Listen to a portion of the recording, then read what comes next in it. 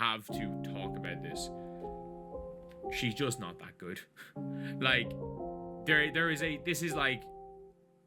she's just not that good. No Caitlin Clark, no problem. No Sophie Cunningham, no problem. No head coach Stephanie White, have no fear. The final boss, Austin Kelly, is here. The Chicago Sky, we came into your building and we just...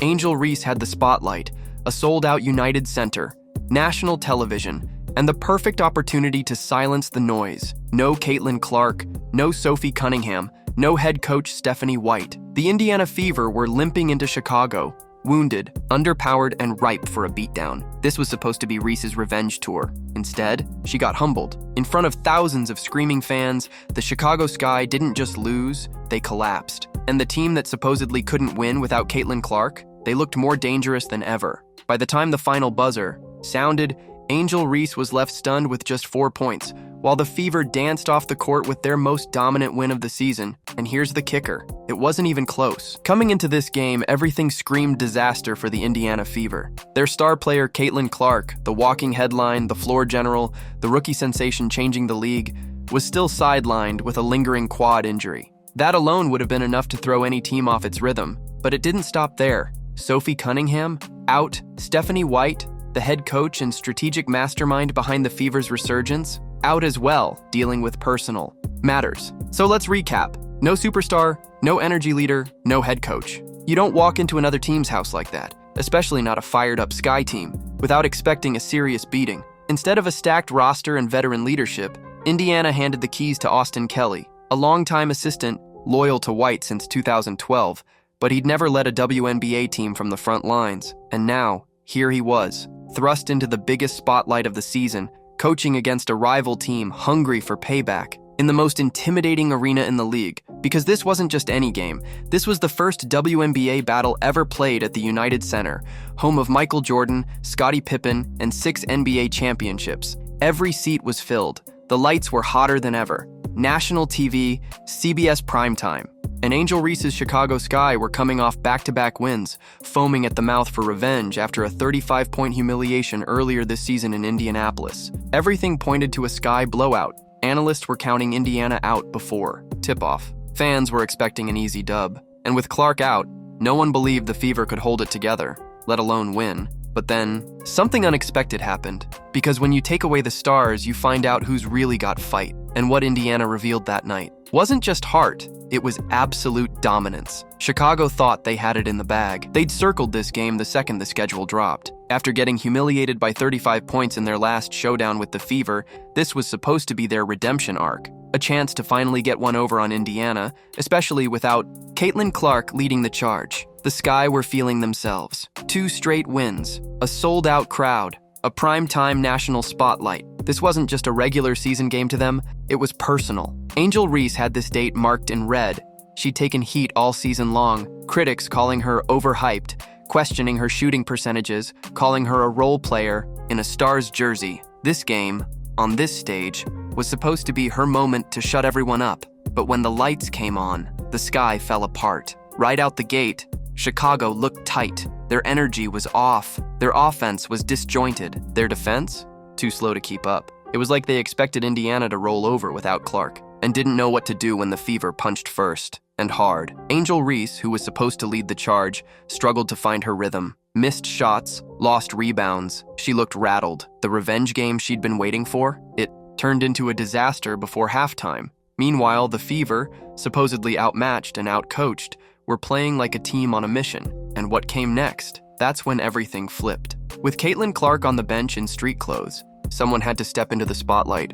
And Kelsey Mitchell didn't hesitate. This wasn't just another game for her. It was a proving ground. Critics had been asking all season if Mitchell could handle the pressure when she wasn't playing off Clark's gravity. Could she be the leader when the defense zeroed in? Could she create, execute, and dominate without the league's biggest star beside her? From the opening tip, she answered every question with authority. Mitchell came out firing, confident, decisive, aggressive. She moved without the ball like a seasoned pro. She attacked Chicago's soft spots in the paint, pulled up from mid-range with deadly precision, and when defenders collapsed, she found open teammates with laser-like vision. She wasn't trying to replace Clark. She was just being the best version of herself. And that was more than enough. By the end of the night, she had dropped a team-high 17 points and played with a level of poise and control that silenced any lingering doubts. She led by example, setting the tone on both ends of the floor. Chicago had no answers. Every time. They tried to mount a run, Mitchell responded. A jumper here, a drive to the rim there,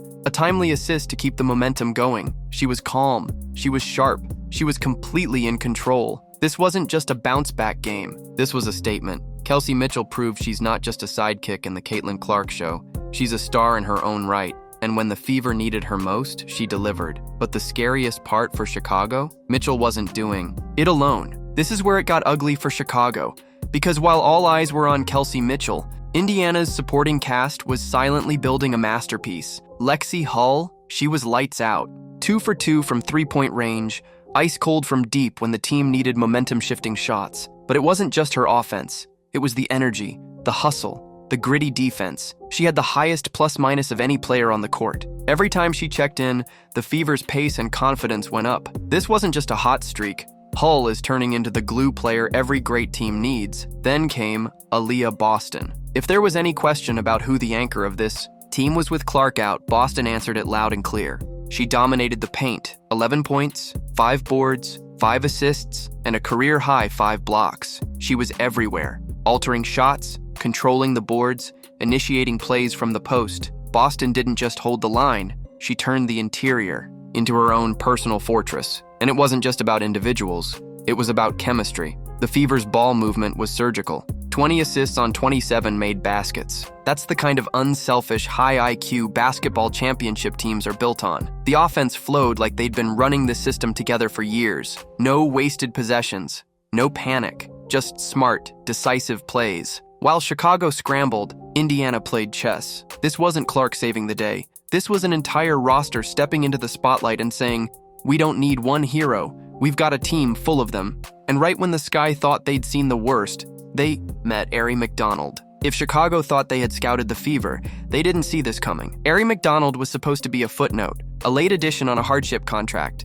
a backup option while the team dealt with injuries. Most people barely noticed when her signing was announced. But by the end of the night, Ary McDonald was the name everyone was talking about. Thrown into the point guard role with Caitlin Clark out, McDonald took the reins like she'd been running this offense all season. Her confidence was immediate.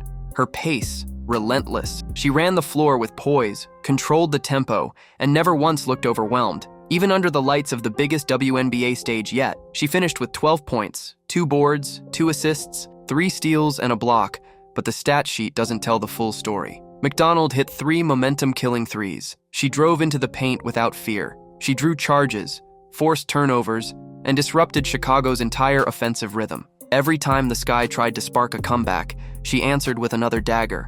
And more than just scoring, she changed how the entire offense operated. With McDonald at the helm, the Fever stretched the floor. Players had more space to cut, drive, and create. Kelsey Mitchell got cleaner looks. Aaliyah Boston found more room inside. Lexi Hull had time to spot up from deep. It was like McDonald flipped a switch, and suddenly, the Fever looked even more dangerous without their superstar than they did with her. The Sky had no scouting report for this, no backup plan. McDonald kept them guessing all night long. She was the X factor no one prepared for, and by the time Chicago realized it, it was too late. The Fever weren't just surviving without Caitlin Clark. They were evolving, and what happened? Next, turned a bad night for Angel Reese into a full-on nightmare. This was supposed to be Angel Reese's redemption game. The United Center was packed. The lights were hot. The national spotlight was burning. All signs pointed to her moment. The Fever were short-handed. The Sky were on a mini-win streak. This was her time to show the world she could dominate when it mattered.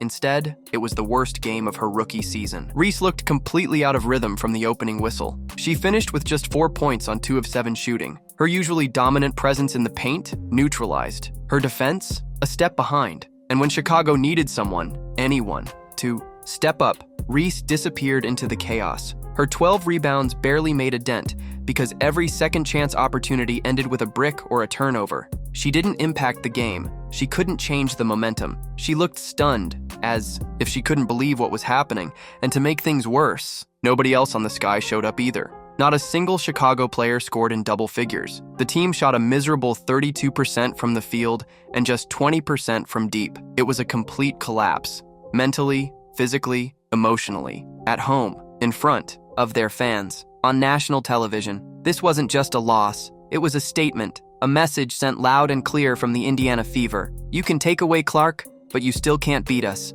Angel Reese, the outspoken rookie, was left staring at the scoreboard as the buzzer sounded on a 27-point demolition. The Sky weren't just outplayed, they were exposed.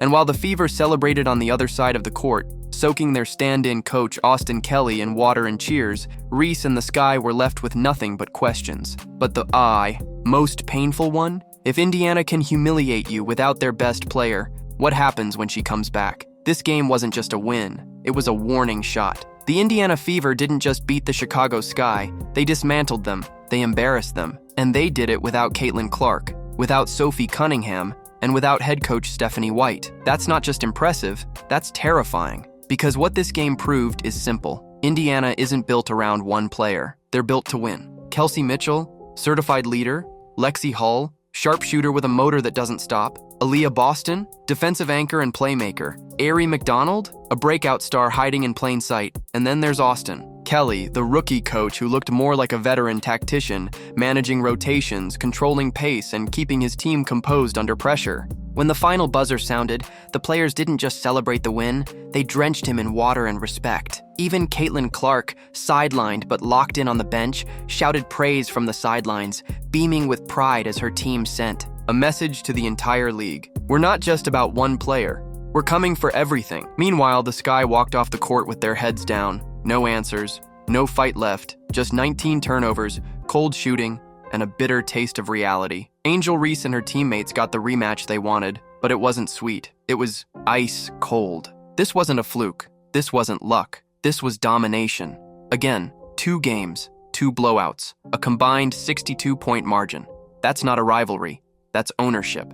And with Caitlin Clark expected to return soon, the Fever are about to go from scary to unstoppable. So now the question isn't, can the Indiana Fever win without Caitlin Clark? It's, who's gonna stop them when she's back? This was supposed to be Chicago's moment, Angel Reese's moment, but instead, the Fever walked into enemy territory without their biggest names and turned the United Center into a clinic. Every player stepped up, every role was filled, and the message was clear. This team is deeper, tougher, and more dangerous than anyone thought. Angel Reese held to 4 points. The Sky, not a single player in double figures. Meanwhile, Indiana looked like a championship contender, with their MVP on the bench. Let that sink in, because if this is what Indiana can do without Caitlin Clark, imagine what's coming when she's back at full strength. So if you're still calling this a one-woman show, you haven't been paying attention. The Fever aren't waiting for the league to respect them. They're taking that respect, and Chicago just learned that the hard way. If you've got the Fever, let us know in the comments and tell the league exactly who's taking over.